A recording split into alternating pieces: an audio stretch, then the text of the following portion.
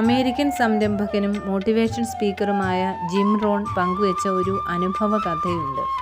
ഒരിക്കൽ അദ്ദേഹം തൻ്റെ സുഹൃത്തുമൊത്ത് കാലിഫോർണിയയിലെ കാർമൽ എന്ന കൊച്ചു പട്ടണത്തിലേക്ക് ഒരു കാർ യാത്ര നടത്തുകയായിരുന്നു.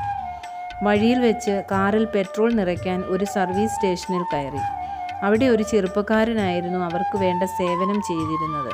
കാറിൽ പെട്രോൾ നിറച്ചതിന് ശേഷം അവർ ആവശ്യപ്പെടാതെ തന്നെ അയാൾ കാറിൻ്റെ വിൻഡോസ് തുടച്ചു കൊടുക്കുകയും ടയറുകളിൽ കാറ്റടിച്ചു കൊടുക്കുകയും ഒക്കെ ചെയ്തു. ഇതൊക്കെ ഒരു മൂളിപ്പാട്ടോടുകൂടി വളരെ സന്തോഷത്തിലായിരുന്നു ആ ചെറുപ്പക്കാരൻ ചെയ്തിരുന്നത്. ഇതൊക്കെ കണ്ടപ്പോൾ റോൺ ചോദിച്ചു, "നിങ്ങളാകെ സന്തോഷത്തിലാണല്ലോ, എന്താണ് നിങ്ങളുടെ സന്തോഷത്തിൻ്റെ കാരണം?" ചെറുപ്പക്കാരൻ മറുപടി പറഞ്ഞു, "ഇതെൻ്റെ പാർട്ട് ടൈം ജോലിയാണ്. ഈ ജോലി എനിക്കേറെ ഇഷ്ടമാണ്. അതുകൊണ്ട് തന്നെ വളരെ ആസ്വദിച്ചാണ് ഞാനിത് ചെയ്യുന്നത്. ഇവിടെ എവിടെയാണ് ഒരു നല്ല ഐസ്ക്രീം ഷോപ്പ് ഉള്ളത്?" എന്നായി റോണിൻ്റെ അടുത്ത ചോദ്യം.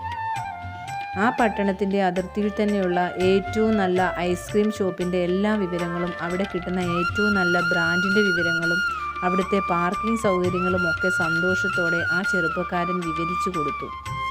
റോൺ കാർ ഓടിച്ച് ഐസ്ക്രീം ഷോപ്പിലെത്തി.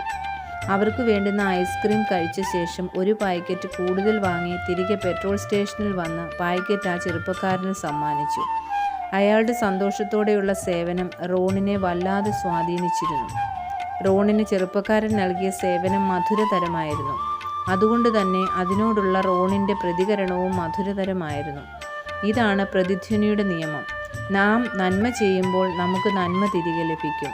തിന്മ ചെയ്താൽ തിന്മയുടേതായ പ്രതികരണങ്ങളാവും നമ്മെ കാത്തിരിക്കുക. നമ്മുടെ സേവനം അത് കുടുംബത്തിലായാലും തൊഴിലിടങ്ങളിലായാലും സന്തോഷത്തോടു കൂടിയായാൽ അതിൻ്റെ പ്രതിധ്വനി തീർച്ചയായും നമ്മുടെ ജീവിതത്തിലുണ്ടാകും. കാരണം പ്രതിധ്വനിയുടെ നിയമം അതാണ്. മറ്റുള്ളവർക്ക് പകർന്നു കൊടുക്കുന്ന പ്രകാശം സ്വന്തം ജീവിതത്തിലും പ്രകാശം നിറയ്ക്കും.